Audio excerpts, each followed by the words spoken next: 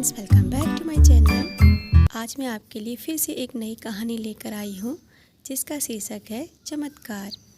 दोस्तों, किस्से कहानियाँ बचपन से हमें लुभाती आई हैं क्योंकि कहानियाँ हमें ज़िंदगी के अनुभव और हकीकतों से रूबरू कराती हैं। साथ ही ये हमें कई तरह के शिक्षा मंत्र भी देती हैं जिनसे हमें अपने जीवन में आगे बढ़ने की प्रेरणा मिलती है। मैं उम्मीद करती हूँ कि आपको ये नैतिक शिक्षाप्रद कहानियाँ काफ़ी पसंद आएगी और इनसे कुछ सीखने को भी अवश्य मिलेगा। तो आइए चलते हैं, अपनी कहानी शुरू करते हैं। आज रोहन 3 दिन बाद विद्यालय आया था। आज फिर उसके गले में सुनहरे मोतियों वाली एक नई माला थी। माला के निचले हिस्से में तांबे की पट्टी सी लटक रही थी जिस पर आड़ी तिरछी कई लकीरें खिंची हुई थी। पिछले सप्ताह वह काले मोतियों वाली माला पहनकर आया था। विद्यालय से छुट्टी मिलते उसके मित्र श्रेयस ने पूछा, अरे गले में क्या पत्री लटकाई फिरते हो? फुसफुसाते हुए रोहन ने कहा, ये पत्री नहीं है, सिद्धि मंत्र है। पूरे 3000 रुपयों का लाया हूँ। 3 दिन में मैं पहुँचे हुए बाबा की तलाश में था। आखिर वो मिल ही गए। क्या तुम भी अंधविश्वास में पड़े रहते हो? रोहन रातों रात करोड़पति बनना चाहता था। उसके पिता गरीब मजदूर थे। अमीर बनने के लिए वह साधुओं और बाबाओं के चक्कर में पड़ा रहता था। जो उपाय वो बताया करते, उपाय भी बड़े अजीबोगरीब होते। पीले कपड़े में हरी दाल बांधकर घर के दरवाजे पर लटका दो, रोटी और चने चौराहे पर फेंकाओ। वह वैसा ही करता, लेकिन कोई चमत्कार न होता। वह सोचता कहीं न कहीं कमी रह गई होगी। एक न एक दिन चमत्कार ज़रूर होगा और वह अमीर बन जाएगा।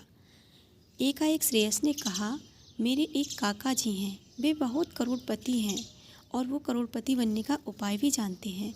वे खुद भी बहुत अमीर हैं। उनकी कोठी देखेगा ना तो देखता रह जाएगा। तो तू वह उपाय करके करोड़पति क्यों नहीं बन जाता? श्रेयस ने हंसते हुए कहा, मैंने तो वह उपाय करना शुरू भी कर दिया है। मेरे काका जी जो चमत्कार जानते हैं वह आज तक असफल नहीं हुआ है। ऐसा चमत्कार जो हमेशा होते देखा है लोगों ने, 100% आजमाया हुआ है। तू कहे तो तुझे भी मिलवा दूँ। काका जी उपाय बताने के कितने रुपए लेंगे? अरे बिल्कुल मुफ्त। मेरे काका जी हैं वो मेरे। तो पैसे किस बात के?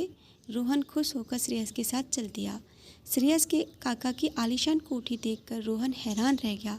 पता चला कि शहर के नामी गिरामी अधिवक्ता वकील हैं।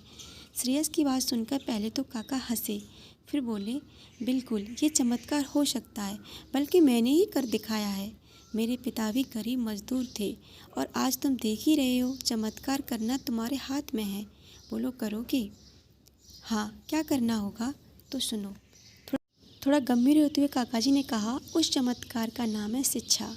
शिक्षा का जादू कभी भी असफल नहीं हुआ है। मैं गरीब पिता का पुत्र था। मैंने अपनी पूरी मेहनत शिक्षा में लगा दी, पढ़ लिख कर अधिवक्ता बना, कानून की ऊंची ऊंची डिग्रियां प्राप्त की। आज मैं एक एक पेशी के 5-5 हज़ार रुपये लेता हूँ। मेरा एक गरीब मित्र था जो कि आज डॉक्टर बन गया। आज वह एक ऑपरेशन के लाख लाख रुपए लेता है। जिससे तुम्हारी रुचि हो, इंजीनियर बन सकते हो, कंप्यूटर विशेषज्ञ बन सकते हो, तकनीकी शिक्षा प्राप्त कर सकते हो। शिक्षा इंसान को क्या से क्या बना देती है।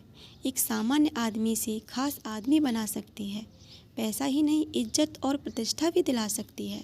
पढ़ लिख कर अपने अंदर इतनी योग्यता पैदा करो, फिर तुम्हें वो सब मिल जाएगा जो तुम चाहते हो। मन लगा कर पढ़ो, एक दिन चमत्कार अवश्य होगा। तो दोस्तों, कहानी कैसी लगी आपको? अगर अच्छी लगी हो तो कमेंट सेक्शन में मुझे ज़रूर बताइएगा। शिक्षा हमारे लिए वो सब पैदा कर सकती है जो हम सोच भी नहीं सकते। शिक्षा से हम क्या से क्या बन सकते हैं।